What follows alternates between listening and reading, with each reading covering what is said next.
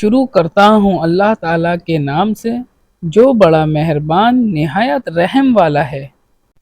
حدیث شریف، نبی کریم صلی اللہ علیہ وسلم نے فرمایا، تم میں سے کوئی شخص ایماندار نہ ہوگا جب تک اس کے والد اور اس کی اولاد اور تمام لوگوں سے زیادہ اس کے دل میں میری محبت نہ ہو جائے۔ صحیح بخاری حدیث نمبر 15۔ حدیث شریف، وہ نبی کریم صلی اللہ علیہ وسلم سے آپ صلی اللہ علیہ وسلم نے فرمایا، 3 خصلتیں ایسی ہیں کہ جس میں یہ پیدا ہو جائے اس نے ایمان کی مٹھاس کو پا لیا۔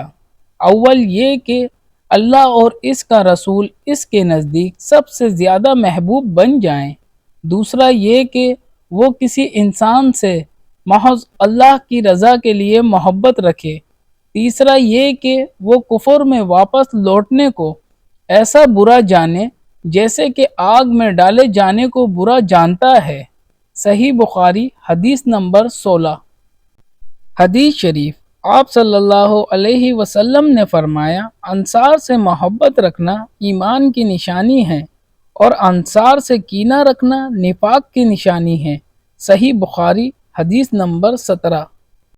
حدیث شریف، عبیدہ بن صامت رضی اللہ عنہ جو بدر کی لڑائی میں شریک تھے اور لیلۃ العقابہ کے 12 نقیبوں میں سے تھے، فرماتے ہیں کہ رسول اللہ صلی اللہ علیہ وسلم نے اس وقت جب آپ کے گرد صحابہ کی ایک جماعت بیٹھی ہوئی تھی فرمایا کہ مجھ سے بیعت کرو اس بات پر کہ اللہ کے ساتھ کسی کو شریک نہ کرو گے، چوری نہ کرو گے، زنا نہ کرو گے، اپنی اولاد کو قتل نہ کرو گے اور نہ عمدہ کسی پر کوئی ناحق بہتان باندھو گے، اور کسی بھی اچھی بات میں اللہ کی نافرمانی نہ کرو گے۔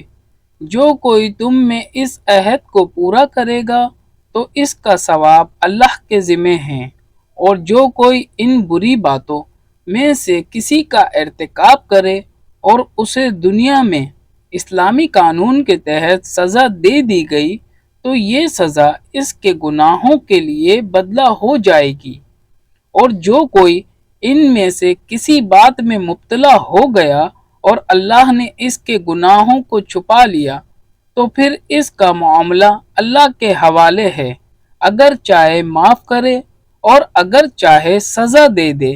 عبادہ کہتے ہیں کہ پھر ہم سب نے ان سب باتوں پر آپ صلی اللہ علیہ وسلم سے بیعت کر لی۔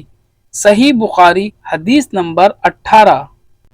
ثواب کی نیت سے حدیث شریف کی ویڈیو کو لائک شیئر کر کے ایک پیارا سا کمنٹ کریں اور چینل کو سبسکرائب کر کے بیل کا بٹن دبا لیں۔ جزاک اللہ۔